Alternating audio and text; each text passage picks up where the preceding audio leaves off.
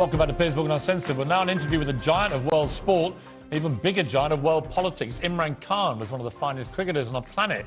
Over 10 years as captain of Pakistan, he became the nation's hero, and then later, sensationally, its prime minister. But he was deposed after losing an acrimonious confidence vote in April. So I began by asking for his verdict on the British Prime Minister, who, of course, has just about survived his. I keep telling our people in Pakistan that this would not even have made news here. You know, in time of COVID-19, Prime Minister having a drinks get-together after work would not even have made news here. Because we also, unlike the rest of the world, we also had to cope with COVID-19 and all the restrictions. So, you know, here people can't understand what's going on, but I understand, and in one way, this is one thing which I feel that the reason why British parliamentary system works, whereas apart from non-Anglo-Saxon countries, it doesn't work because of the very high level of moral standards you expect from your leadership.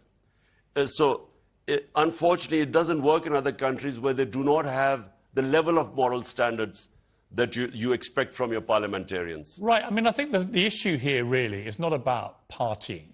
It's about the hypocrisy and double standard of a Prime Minister who himself was fined by the police for breaking his own lockdown rules. And over 80 of his own Downing Street staff were also fined by the police. And it's the brazen double standard of a group of people that were ordering the British public not to even go and see dying relatives, dying from COVID in hospital. They couldn't do that. And at the same time, the people making those very draconian rules were brazenly breaking them themselves. I think that's the issue. What stood out in Britain was the high level, I repeat, of moral standards you expect from your leadership. In Pakistan, you know, the vote of no confidence against me, which took place, the whole country knew that the going rate to buy my parliamentarians was $1 million. So, I mean, if you compare the two, that's why, you know, in my opinion, and I keep telling them of my experience in British of Parliament, that unless we raise our level of morality to what you have in Britain, parliamentary democracy will not work. If all it takes is to buy 20 of your members of Parliament to switch sides and a government falls, in fact, the whole concept of democracy or parliamentary democracy then gets challenged. So, you know, from your point of view in Britain, of what I know, I understand that you expect from your leadership the standards, you expect them to lead by example. It's been very volatile since you were deposed. You vowed to come back and fight again. You think you're going to win with a bigger majority, I believe. But one issue that's come up in the last few days is that there appears to be a serious threat of assassination against you. And I have to say, the last leader of Pakistan I spoke to was Benazir Bhutto, and it wasn't long after I met her that she was indeed assassinated. So it's just a very serious risk that you all face, I think, when you lead a country like Pakistan. What do you know about these threats? How seriously are you taking them? Well, Piers, what happened was that this was clearly a conspiracy, and you know, I've spoken about the conspiracy because, you know, I came to know about it about 6 months before I actually, before this vote of no confidence took place. And, you know, all the time I thought it wouldn't succeed. You know, for some reason I thought that it's not possible that, you know, the conspiracy was to replace me by the guys who for 30 years had been in power, the two families, and there were massive corruption cases against them. 60% of the cabinet that has replaced me is on bail, of billions of rupees of corruption cases. So my mind just wouldn't accept that. Would it be possible to replace our government, which had finally recovered from all the 2 years of crises and was on the way up? I just didn't think it would be replaced by these criminals. So those who sort of planned this whole thing are a bit worried now because they don't want me back. They didn't take me out to get me back in again. So that's when I got I found out that they had planned this final solution. But you were known, Imran, on the cricket field, you were known as completely fearless. No opponent ever put fear into you. But when you're a political leader and you're in the situation that you're in now, where there's a genuine threat against you of assassination, do you feel fear? No, you know, Piers, when I entered politics, I actually had conquered my fear of dying. Otherwise, I would not have entered politics, because I came in to stand up against the entire status quo. I came to fight corruption. Today, the entire political spectrum, 16 parties on one side and I'm on the other side. And because this was the status quo, which is 60 years of our last 62 years, half has been ruled by military and half by these two families. So I came to fight these two families. And this is really what I've done. And they have made so much money out of this that they obviously, clearly someone like me is a threat. And that's why this foreign-backed conspiracy involving local players took place. Now, I know that they would try to. My life has had various threats over a period of time. But this time, I found out about this conspiracy, so I went public. The reason, I have no fear of dying, but it was important to let those guys who were planning, to let them know that I know. Right. It was actually, in a way, a form of protection. Well, on says the next Imran Khan on meeting with Vladimir Putin just hours after Russia invaded Ukraine. Does he now regret doing that? I promise you, I had no idea. I do not believe what Putin has done of trying to find a military solution in Ukraine. If I were advising President Putin, I would not have gone there.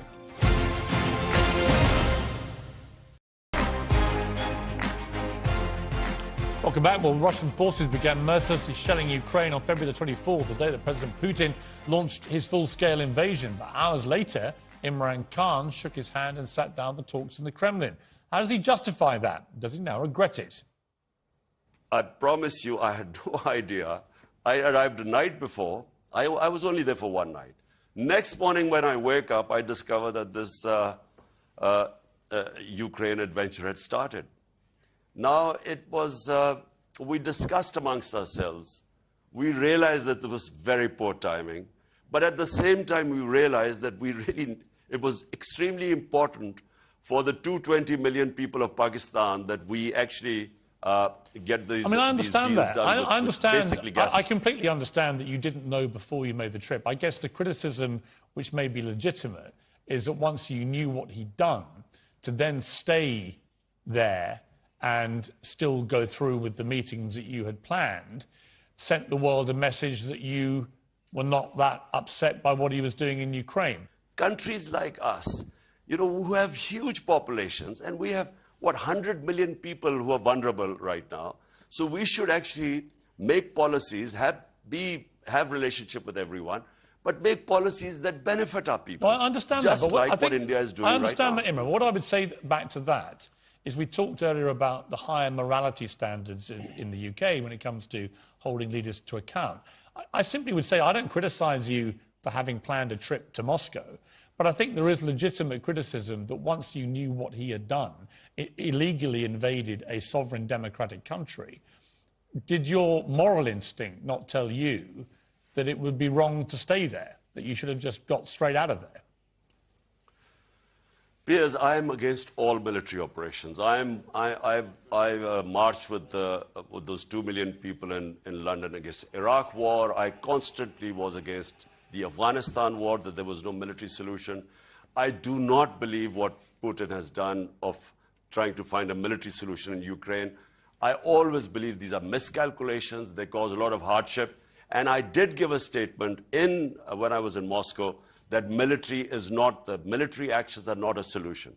Unfortunately, we were left at the time was either we then, and by the way, the meeting was more or less an hour before, when we discovered that they had invaded Ukraine.